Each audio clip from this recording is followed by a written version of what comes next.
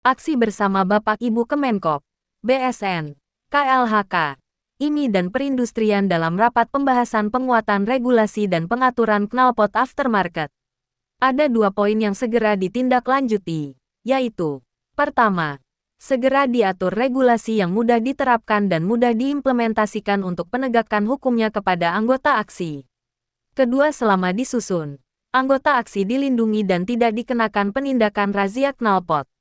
Jadi sebenarnya secara internasional untuk knalpot ini juga tidak ada standarnya, tetapi ada mengikuti United Nations Regulation. Jadi regulasi UNR. UNR ini yang diadopsi oleh Peraturan Menteri Lingkungan Hidup menjadi Peraturan 56 dan Peraturan 23 untuk kebisingan yang 56, 23 untuk emisi. Nah, kami juga punya SNI tentang kebisingan kendaraan bermotor, itu sama-sama mengadopsi UNR yang sama. Yang emisi juga mengadopsi UNR yang sama. Artinya kita tidak mungkin menerapkan SNI dan peraturan mengatur hal yang sama. Oleh karena itu SNI ini kami juga kedepannya mungkin nanti dengan Kementerian Perindustrian akan kita tinjau ulang, akan kita review, dan yang berlaku adalah peraturan Menteri Lingkungan Hidup. Nah, kemudian untuk kebisingan dan emisi ini, pengujiannya juga tidak bisa hanya knalpotnya saja, harus disambungkan dengan kendaraannya. Kalau saya salah nanti koreksi teman-teman ya. Jadi untuk mengetahui tingkat emisi dan tingkat kebisingan, pengujiannya menjadi satu dengan kendaraannya, tidak bisa produk. Nah, ketika jadi clear ya di sini ya, ada SNI-nya ternyata yang diatur sama dengan Peraturan Menteri Lingkungan Hidup, dan dalam layak jalan Kementerian Perhubungan mengacu ujinya ke Peraturan Menteri Lingkungan Hidup. Jadi SNI kami sebenarnya yang ada yang sama tadi adopsi ke United Nations Regulasi itu juga nggak bisa dipakai. Itu yang nanti mungkin kedepannya mungkin akan kita aplisi justru. Jadi yang digunakan regulasi untuk knalpot berbeda dengan produk lain ya, misalnya air minum dalam kemasan. Ini persyaratan mutu yang kita atur adalah bagaimana air mutu dalam kemasan ini berkualitas. Syaratnya kita atur, kita uji airnya. Nah, tapi untuk knalpot itu ujinya jadi satu dengan dan itu sudah ada peraturan Menteri Lingkungan Hidupnya. Nah, tapi kami sangat berterima kasih ya, ada keinginan yang sangat menggebu dari asosiasi untuk membuat sebuah standar nasional Indonesia. Tapi perlu kami jelaskan, untuk SNI yang terkait dengan produk knalpot ini, kalau titik kritis yang mau diatur adalah kebisingan, emisi, dan unjuk kerja, itu harus terpaksa.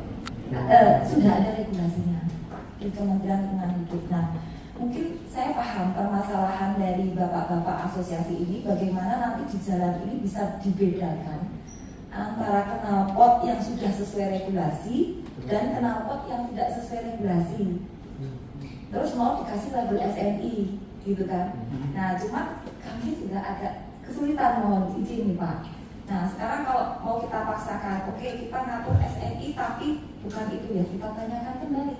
Untuk knalpot ini sebenarnya performance-nya yang mau diatur atau tadi itu. Dan kalau performance-nya yang diatur, kita nanti lihat apakah itu yang jadi tujuan utama kita membuat knalpot performance yang mau diatur standarnya. Ketika dia dipakai, ternyata emisi sama kebisingannya juga harus mengikuti regulasi. Kan nggak bisa juga gitu Pak. Ya, dan mungkin ini ada hal yang jadi tidak bisa serta-merta membuat SNI terus mengabaikan regulasi. Jadi kita mau bikin SNI sendiri nih, tapi kan tetap harus regulasinya harus kita lihat, nggak bisa terpisah gitu maksud saya. Jadi yang teman-teman ini mau sampaikan adalah bahwa bagaimana agar regulasi ini implementasinya itu bisa sangat dipahami oleh polisi ini, penegak hukum. Karena penegak hukum ini kan berdasarkan regulasi ini. Kalau kita bikin regulasi yang multi interpretasi, implementasinya agak sulit, ya korbannya biasanya masyarakat gitu ya. Karena ini bisa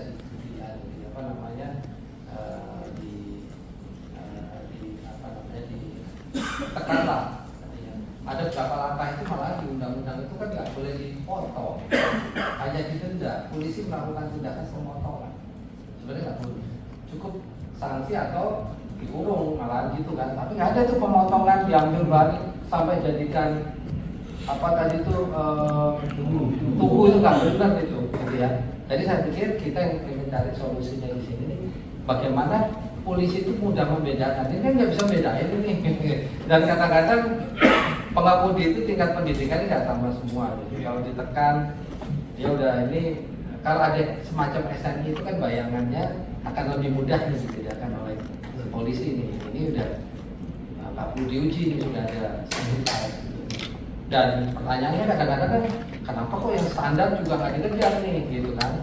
Kalau memang harus diuji ya, bisa jadi kalau isunya rusak, apa namanya, isunya kebisingannya, bisa jadi mungkin bising tuh karena udah rusak, atau mungkin dimodifikasi sedikit. Tapi nggak pernah diuji kalau dilihat bentuknya standar. Gitu. Nah ini yang kita cari solusinya Pak. Bagaimana nih? Itu kalau ya tadi kita mikir ini harus bisa dibedakan dengan mudah oleh polisi mana yang jelek sama mana yang. Nah usulannya tadi diharapkan SNI itu dengan itu mungkin SNI udah jelas nih gitu karena berdebat di jalan itu susah banget Pak. Mungkin kita juga sering ya kalau masih mahasiswa gitu ya mengalami itu berdebat sama polisi sih agak berat. Jadi itu yang kita cari solusinya Pak. Dan kita berharap kita bisa dapat solusinya lah tanpa harus mengorbankan teman-teman industri. Saya rasa Kemenperin juga punya pandangan yang sama ya Pak ya, kan kita mesti lindungi industri kita ya, gitu ya. Mungkin ini yang kita mesti cari Pak solusinya. Gimana caranya solusi supaya dalam operasional di jalan itu gampang polisi membedakan mana yang. Kalau teman-teman ini kan praktis saja. Bukan masyarakat, tapi polisi itu mudah membedakan mana yang mana yang standar sama yang enggak gitu loh. Bahkan kalau ini mau teman-teman ini kalau mau diuji disuruh ngikutin sering ikut kok gitu loh, tidak diintikan untuk tidak mengikuti. Berdasarkan pengalaman Pak, jadi sebelum sampai kami kebetulan kami sudah membahas SNI ini sudah cukup lama ya. Beberapa tahun lalu, cuman nggak ketemu karena memang belum ketemu dengan anak yang lain. Alhamdulillah sudah ada ketentuan dari menterinya Pak ya, sudah jelas itu. Nah memang aturannya dari situ kami pahami. Yang kedua, kami mempelajari dari beberapa luar negeri. Kebetulan kami di ini selalu bersinergi dan selalu aktif. Karena industri otomotif ini luar biasa konsumtif Pak. Perkembangannya luar biasa cepat sekali. Dan kami berharap kami tidak ketinggalan dengan teknologi yang lain. Nah, knalpot adalah bagian dari satu yang penting untuk mendapatkan performa yang tepat. Tentunya ada hitungan suara dan lain-lain.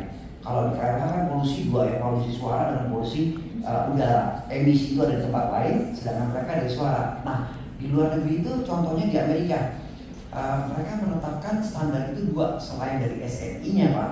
Ya, dan Ibu, dia keluar gambar. Kalau yang street legal itu gambar traffic light Bu, emboss traffic light, artinya street legal. Jadi secara prinsip suaranya harus di bawah ketentuan sudah ditetapkan oleh KRH.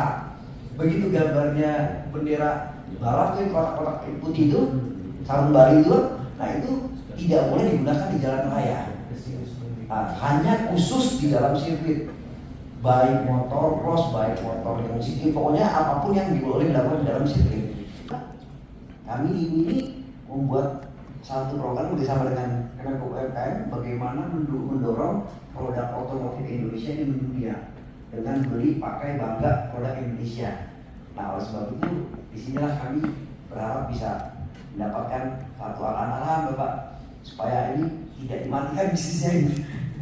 Nah, jadi yang pertama adalah mengenai Kementerian Lingkungan Hidup sudah mengeluarkan peta-peta itu, kami siap untuk mengikuti. Yang kedua, kami ini karena memang bidangnya adalah otomotif, jadi silakan kalau memang kami dibutuhkan untuk berdiskusi, untuk mendukung standar-standar, kami siap. Terima kasih kepada Ibu.